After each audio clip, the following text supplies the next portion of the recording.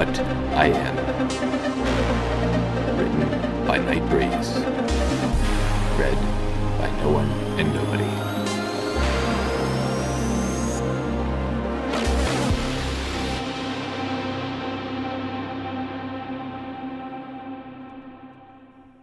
Chapter 39. Where are they? Sergeant Cassianon muttered, his rifle at the ready as he eyed the surrounding ruined city. It was quiet, almost eerily so, and that put every single Kryn and human present on edge. I don't know, Sergeant, but stay frosty. They're not going to let us through so easily, Hazalk muttered, before he reached forward and tapped the human in front of him. It is too quiet. When was the last time they dropped more reinforcements? The human looked a little startled at the sudden question, but kept his eyes forward as they continued to march. Don't know. They still some pocket, but they not sent more since we blow out of sky. Don't know why, but all left in city is all that have. They hide. We find some, but from tell, looks like they on run. Captain Hazalk grunted in frustration at that. They have more troops than that up there. At least 2 troop transports made it through the defenses, and each is capable of holding 10,000 in cold storage. So saying 20,000 least? The human asked, his voice curiously level. Yes, though it's probably more. Each of their other ships would have a small contingent of special forces to defend their ships from possible boarders and to perform other duties. They'll probably be the ones deployed for the actual abductions. But it wouldn't be out of the question for Innos to use them in the cities. How many pods? The human asked, probing for more information. Each transport would have about 500, making 1,000 in all. I don't know how many they've used up to this point, but I'm fairly certain they have more to— Sir! Hazalk shouted, as he quickly started to skitter for a nearby alleyway. He dropped his rifle in the process, as he was far more concerned with his less armored allies than attacking, choosing to instead pick up and throw the 4 closest humans to the safety of the nearby alleyway as he made a break for it. It was a good thing, too, because had Hazalk been even the slightest bit slower, the 4 would have died instantly as plasma began to wash over the column of Kryn and human soldiers. The rubble of the fallen building that blocked the street ahead of them practically coming to life with enemy loyalists. What followed were several seconds of pure chaos. Humans and Kryn were shouting at each other, the bipeds were scrambling for cover, and Hazalk's crew either shielded humans with their bodies as they fired back or threw nearby allies into cover as softly as they could. Some humans weren't so lucky, however, and the street quickly filled with the foul steam of the dead as plasma burned flesh and bone, vaporizing many where they stood. The casualties weren't just on the human portion of the column, however, as the attackers seemed more concerned with deliberately targeting Hazalk's crew, killing several of them as they tried to shield their allies from the fiery death raining down upon them. However, the humans did not forget their allies, and as soon as they were in a more secure position, the humans immediately began firing back at the loyalists. Some were killed immediately, while others were forced back into hiding, giving the remaining survivors enough cover to make it to the relative safety of the nearby alleyways. As Hazalk looked out across the now corpse-ridden street, he found himself silently offering a prayer for his fallen crew, as well as the human allies that hadn't made it. Each one's bravery was worthy of legend, and Hazalk would be honored to personally recommend each of them when it finally came time to make his own case in front of the Battle Watcher. But that would have to wait. Now, he still had to make a name for himself, so that the Battle Watcher wouldn't dismiss his testimony out of hand. Are you okay? Hazalk shouted at the human leader, trying to be heard over the sounds of battle around them. Nothing me hurting, but pride in my children. The soldier snapped back, clearly annoyed that he had walked his people right into that one. Thanks is being for safety, but is needing reinforce. That is more than is expecting. Hazalk nodded as he peeked around the corner. There were certainly a lot of loyalists, though he couldn't really tell how many for certain. If he were to guess, it was most likely the remnants of a company. I'd say 60, 70, I can't be sure. The human didn't acknowledge him, however, as he was too busy with his radio. This is being Vulpine 3. Is being take friendly bugs to base. Meet distinctly unfriendly bugs. Any in area. Meeting is now, southwest of Town Hall. 30 minutes march. What the human actually said was distinctly shorter than that, but through the miracle of the magic that had been placed on Hazalk, that was the incomprehensible word salad that he had heard. Hazalk was smart enough to work it out, though, and easily figured out that the human was giving their location, as well as calling for reinforcements. The magic seemed to have limitations, however, and did not appear to work on the radio, forcing Azalk to wait patiently for the human to receive his answer. However, after several nerve-wracking seconds filled with the sounds of almost incomprehensible babbling and weapons fire all around him, he found his patience stretched thin. What is their answer?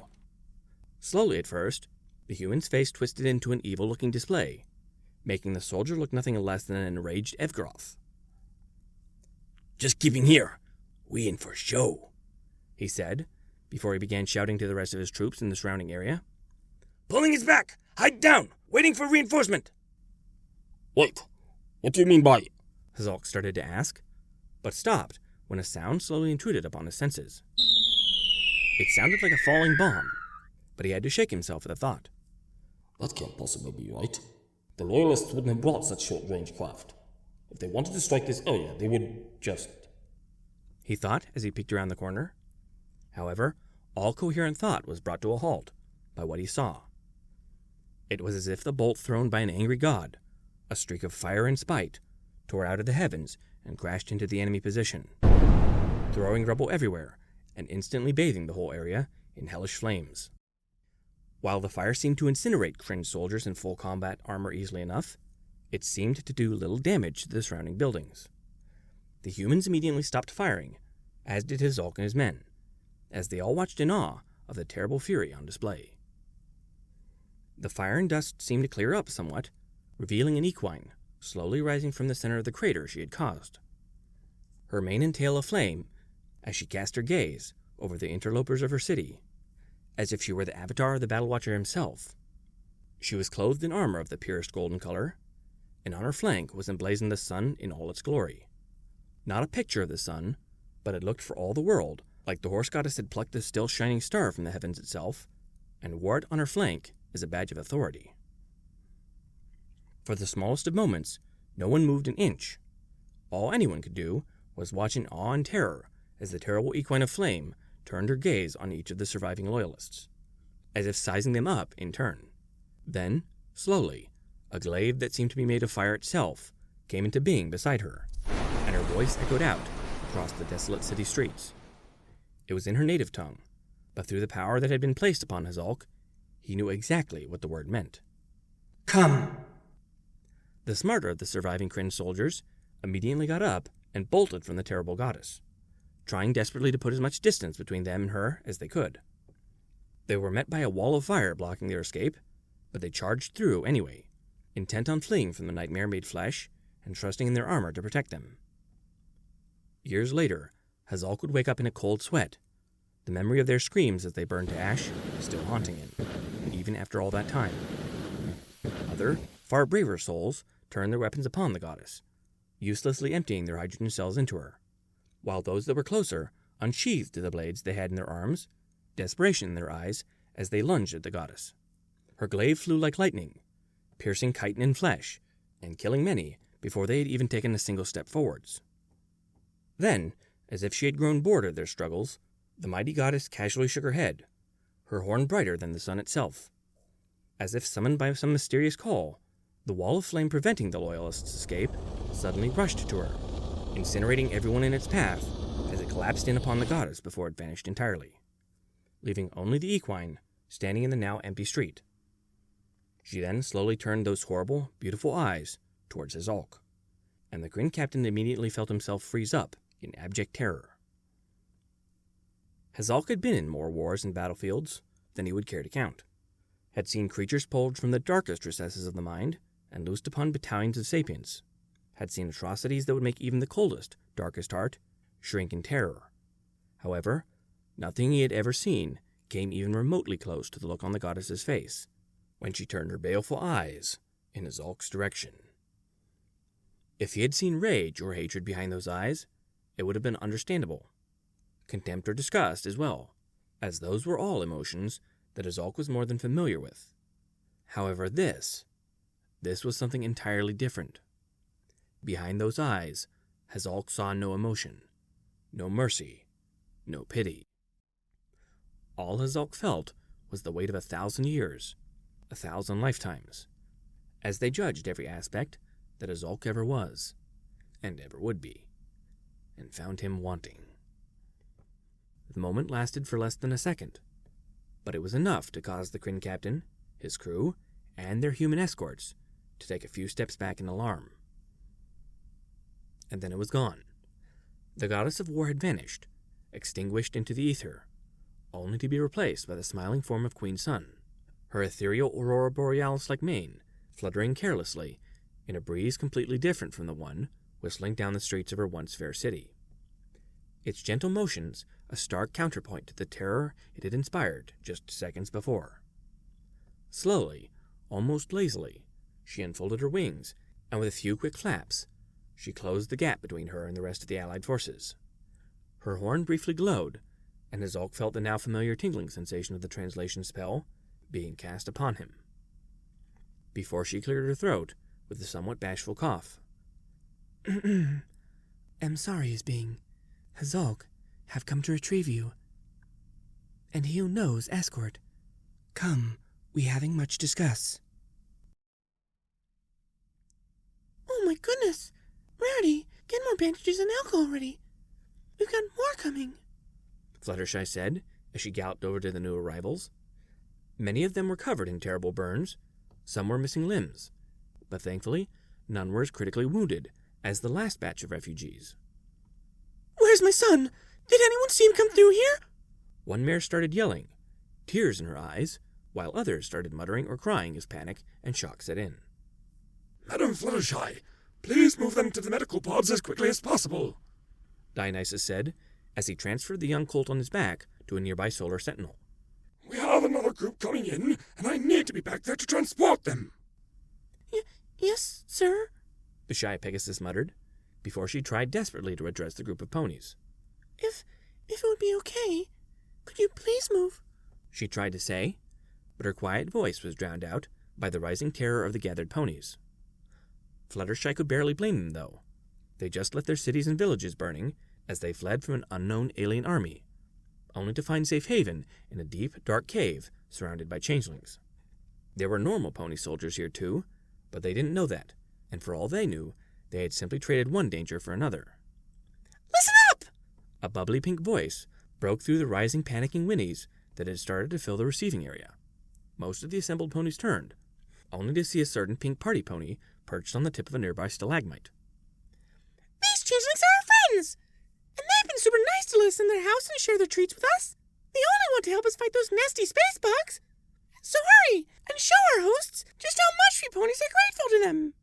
Her little speech seemed to do very little to calm everyone's panic, but at the very least, they were quieter now, and more willing to listen. At least, that was up until the one mare who still looked like she was about to faint from hyperventilating piped up. "I don't care who or what they are. Did they see my son come through here? His name is Peaceful Rain. He's got 8-year-old, gray fur and light blue hair?" Pinky interrupted her as she turned her head to the side. The mare immediately perked up at that, her eyes filled with hope. "That's him. Where is he?" "Well, last I saw, Rainy was in the nursery playing with the changeling nymphs," Pinky said, bouncing a little. "In fact, a lot of your families are here. But some are still missing, and if you want to get them to safety, you're all going to have to move, and move now. You're stopping Old Dinosaur from going and rescuing more ponies?" she said as she pointed to the changeling in question. A little more grumbling. The rescued ponies finally allowed themselves to be swept away by Fluttershy, the nurses, and the surrounding guards, clearing the area and finally allowing Dionysus to leave without taking anyone else with him. Thank you, Miss Pie, he said, before falling into a low bow. His horn then ignited into purple fire before similar flames surrounded him, causing him to slowly sink into the floor. Without another word, the disguised changeling disappeared, but hopefully not permanently. "You're welcome," Pinky said to the empty patch of floor before she turned and began trotting out of the room to help Fluttershy and the others. Before she had even moved 4 steps, however, a sound akin to a stoking flame roared into life behind her, causing Pinky to turn in alarm. She hadn't expected Dionysus to be back so quickly, which probably meant it was someone else, probably one of the changelings that inhabited the nearby villages. Pinky filled her lungs, ready to call out for help in dealing with another party, but felt the call die in her throat when the incoming group materialized. There were probably 30 of them, but only 3 were even remotely pony-shaped.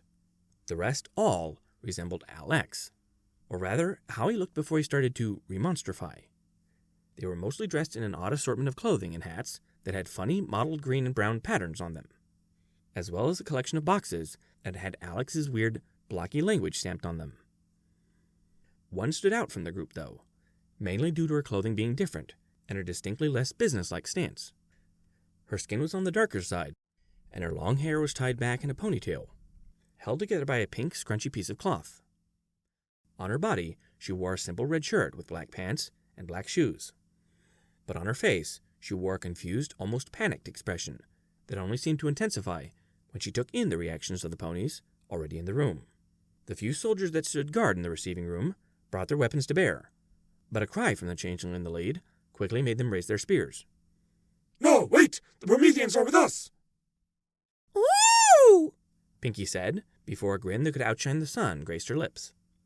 As quick as a flash, Pinkie Pie dashed over to the humans, causing many to backpedal slightly in alarm as their personal space was invaded by Ponyville's premier party planner. Are you Alex's people? Are you here to beat back the bugs? What's in your boxes? Do you like parties? Miss Pie, please. The changeling in the lead said as he stepped forward, trying to put some distance between Pinky and the visitors. They're here to help, but you do not have a translation spell, so they cannot understand a word you are saying. Oh, I gotcha, Pinky said, before backing up ever so slightly. She looked at the humans, though, as something occurred to her that put a frown on her face. I just thought that Alex would bring more. Miss Pie, these Prometheans are just those that have been assigned to help with the refugees. We'll be bringing in more shortly, but the majority of them are out fighting the alien menace. As if a switch had been flipped, Pinky's dour demeanor was replaced by a grin that sought to take her ears, and vibrations that threatened to pull her right out of this dimension and into the next. You mean there are lots of new friends all over Equestria? And they're all fighting those mean bug aliens? Yes, the changeling said, not liking how unhinged Pinkie Pie was acting. Quick, put the spell on me! I can lead them through the hive! Pinky said, holding up a hoof like a child in class. You can go back and get more friends then! The changeling stammered, before a hoof fell on his shoulder. He looked back to see the sergeant that had accompanied him, a grim look on his face. Let's do it, Helios. The faster we can move, the faster we can spread the human aid. Right. Helios muttered, before closing his eyes in concentration. Just hold on. This will only take a second. Pinky felt a tingling sensation in her throat and ears, before the changeling had even finished the spell. She began to bounce in place, beyond ready to fulfill her task. Okay, humans, my name is Pinkie Pie, and I'll be your guide today. If you just follow me, we can get started. Thank you, Pink, the apparent leader said as he took a step forward. We needing place stuff. Is medical. Food can help. Take place to store. Just follow me, and I'll be happy to lead you. Without another word, Pinky turned and began pronking away, confident that the humans would follow her deeper into the changeling hive of Providence. It took them a little while to get through the twisting, constantly changing structure of the hive, but due partially to Pinky's luck and the fact that the patriarch of the hive didn't want them to get lost, the group quickly found themselves in the changeling storehouse. You can leave your things here. If you need to get them again, just tell a changeling. They'll be happy to help. The assembled humans gave her a smattering of thanks, as they quickly began sorting and storing their cargo. As they worked, the one human with the different clothing stepped closer to Pinky, a question in her eyes. Excusing me, but are you one Alex calling the pink one?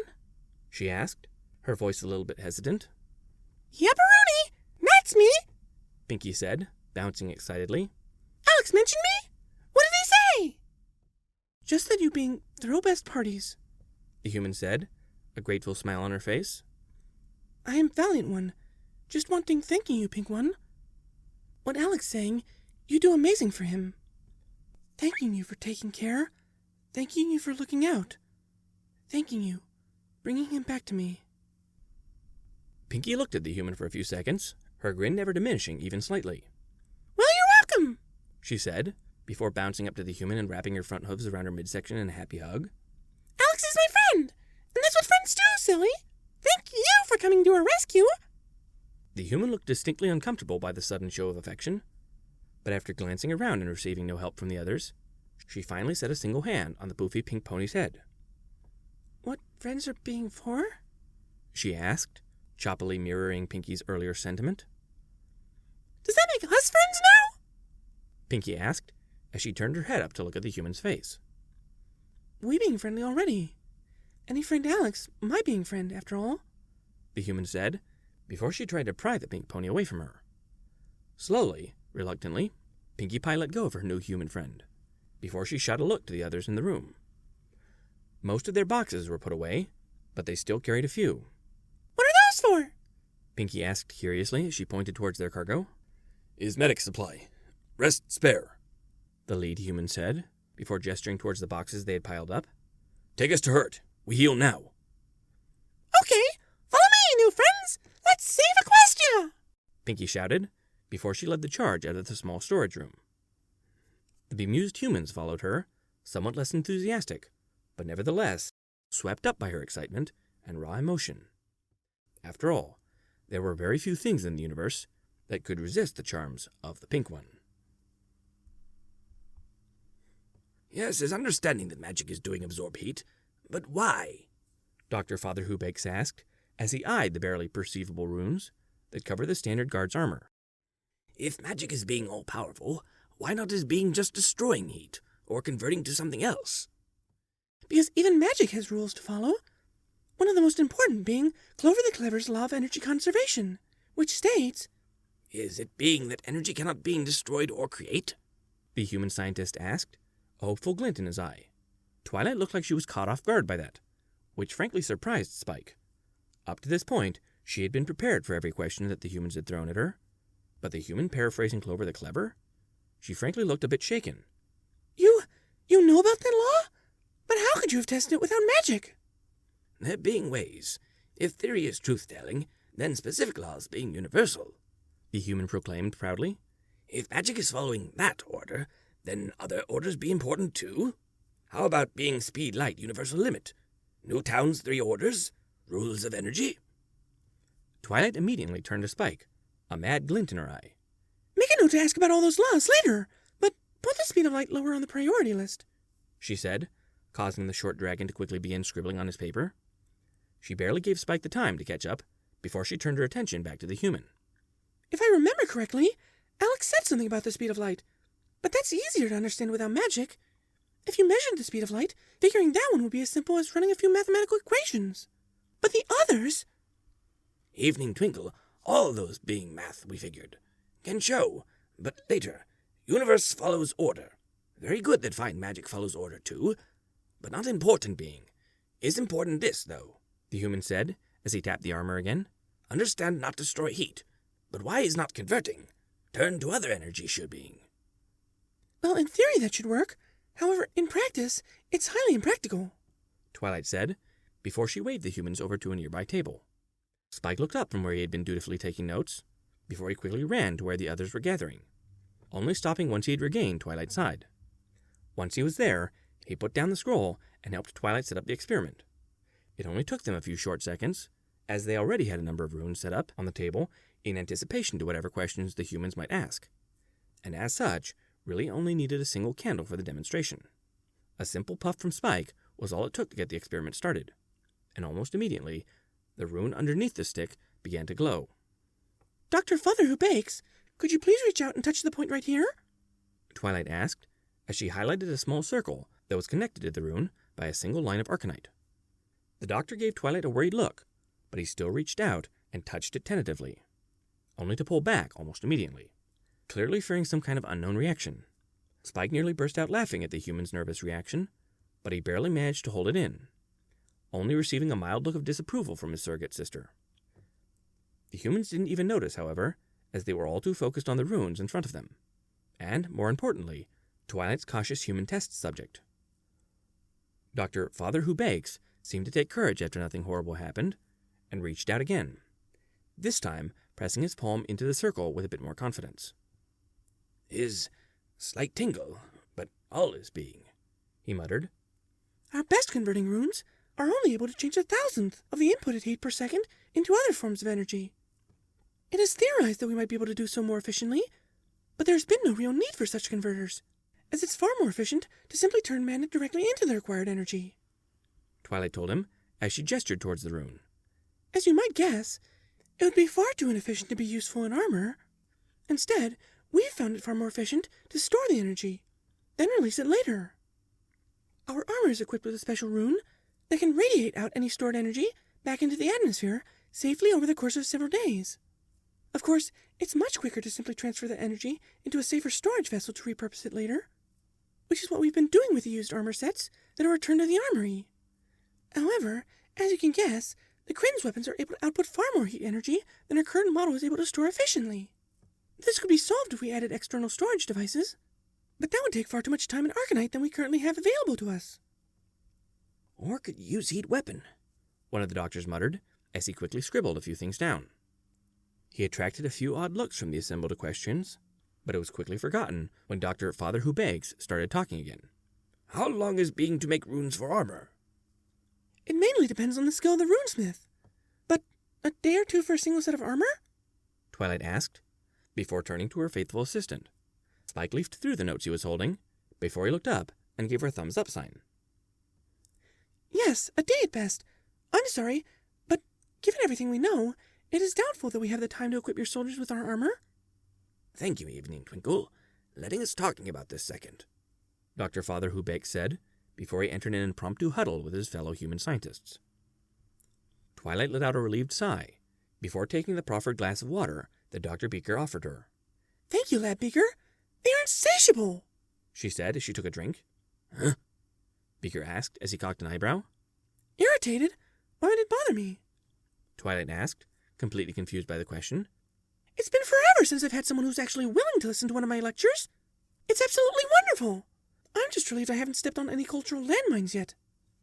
Well, technically you already did, Spike deadpanned, his memory quickly drifting to a few hours ago when they were first introduced to the lead scientist. Twilight looked a little sheepish at that. I still don't understand why Dr. Son of a Pony friend ran out like that. But the others said not to worry, so... He looked like he saw a ghost, Spike muttered. I think he might have broken him, to be honest. Twilight glared at Spike for a second, but luckily for the small dragon, he was saved from her retort by the timely arrival of one of the guards. I'm sorry if I'm interrupting, Miss Sparkle, he said as he gave a slight bow. But Captain Armor has requested your presence. He says it's important. Twilight gave the soldier an annoyed look, but quickly shook off her irritation. Yes, of course. I'll be there in a moment, she said before she turned to Spike. Spike, please take today's minutes to my room and file them with the rest. After that, feel free to take the rest of the day off. Are you sure, Twilight? Spike asked, his uncertainty rising. The young Drake felt absolutely powerless hiding in the castle, and knowing that he could help their new allies understand magic had given him a sense of purpose. It made him feel that somehow, in some small way, he was helping those outside as they fought off the invasion. I'm sure, Spike. Try and get some sleep. I know you didn't sleep well last night, she told him, before she gently ruffled his spines with her hoof. I promise you, if I need something, I will wake you up. No, I'm fine, Twilight. I can...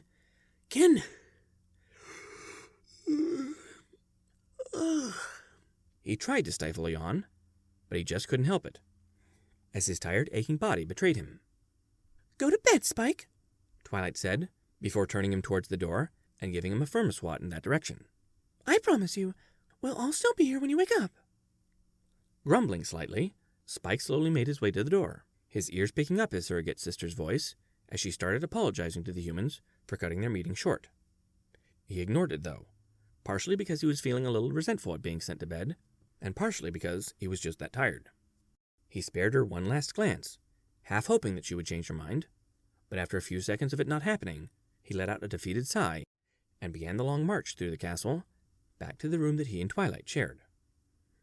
The castle was big, though, and it was a lot of ground to cover. Luckily, he knew the layout well, and even knew about a few shortcuts that would cut down the time significantly. After one such shortcut through a ballroom, though, he suddenly came to a halt, his sharp dragon ears picking up what sounded like someone sobbing while muttering to themselves. Spike looked around for the noise, feeling somewhat uneasy, like he was eavesdropping on something he shouldn't be privy to. After a couple seconds, he managed to pinpoint the sound to what looked like a supply closet for the castle's custodial staff. He raised an eyebrow in confusion before he quickly walked over to the door and reached for the handle. He was surprised to find the door already slightly ajar, which allowed him to peek in on the closet's sole occupant without disturbing him. Inside was an earth pony with gray fur and a red mane and tail.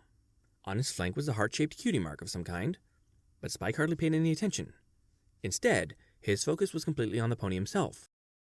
He seemed to be shaking as he rubbed his hooves together, as if he were wrestling with himself over some monumental decision. No, it's all wrong. I'm empty, but she said to stay here. But I can't stay here. The hive's in danger. I can't just, but... Spike's mind froze as he tried to process what he was hearing. He might have been tired, but the mere mention of the word hive set off several alarm bells in his head. He knew that some of the changelings were Equestria's allies, but not all, and that knowledge alone told Spike all he needed to know. He needed to run, to find the guards and lead them back here. But something deep inside him prevented him from doing that. It might have been the exhaustion, it might have been the changeling's panicked, cornered demeanor, or it might have been something else entirely. Whatever it was, Spike found himself opening the door a little wider so he could approach the lone shapeshifter. Dude, you okay? Before the words had finished leaving his mouth, the probably disguised changeling turned. His hooves set wide as he eyed Spike like a cornered animal. What? Who's? Oh, no, He muttered as he tried to back up further. He was foiled in the fact that he was in a tiny closet. No, please, you can't have found me. I don't want to die yet, please. Whoa, it's all right, I promise, Spike said, holding his hands out in a placating gesture as a nervous smile graced his muzzle. Why don't we just sit down and talk this out? I'm sure that things aren't nearly as bad as you think they are. As if to encourage the shapeshifter, Spike took a seat on the floor before he patted the tiled surface in front of him. The changeling's eyes darted wildly to Spike, the open door, and to each of the various mops and brooms that surrounded them. Finally, when nothing jumped out and ate him, the changeling slowly sat down, his frightened, hunted stare locked onto Spike. Now, what? He managed to stutter out. Now we introduce ourselves, Spike said, his smile becoming a little more genuine. I'm Spike, and you're? The changeling stuttered, nervous at first, but then he slowed down, as if thinking hard about something. When nothing seemed to come to him, he instead started looking around again, as if seeking a way out or a lifeline, and slowly his eyes fell upon his cutie mark, and a bucket in turn. I'm heart pale? I'm a janitor? Okay, Heart Pale, why don't you tell me what's wrong? I'm sure that we'll be able to help your family. The princesses are really nice. Instead of putting the changeling at ease, though, this only seemed to disturb him further. No, kill me for sure. I've done too much, the changeling said as he bolted back to his feet. I can't. Just let me through, he shouted, before he dropped his disguise. Just as Spike had suspected, the changeling had light blue eyes and a dark blue shell with beetle-like wings, marking him as one of Chrysalis's. Spike winced as the changeling pointed his horn at the baby dragon, and Spike could almost see his life pass before his eyes as he shut them, expecting the worst from the crazed, caught shapeshifter. A second passed, then another, and another. Finally, Spike opened his eyes, only to see the panting changeling grunt as a few errant sparks sputtered from his horn. Finally, after a few seconds of nothing else happening, the changeling collapsed to the ground, utterly spent. Are you okay, dude?